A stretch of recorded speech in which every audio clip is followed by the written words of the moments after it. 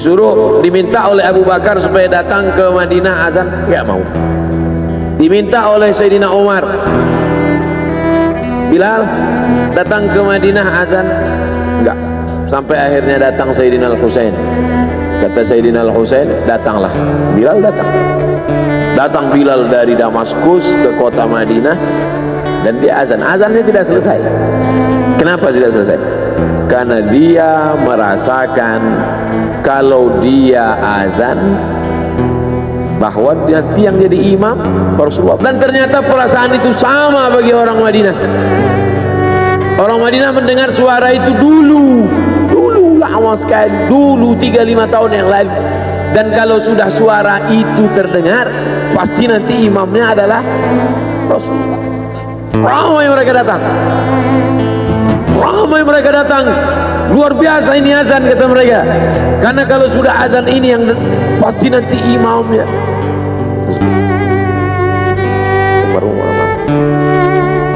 Al-Fatihah. A'udzubillahi minasyaitonir rajim. Alhamdulillahirabbil alamin. Arrahmanir rahim. Maliki yaumiddin. Iyyaka na'budu wa iyyaka nasta'in. Ihdinas siratal mustaqim. Shiratal ladzina an'amta 'alaihim ghairil maghdubi 'alaihim waladdallin. Amin.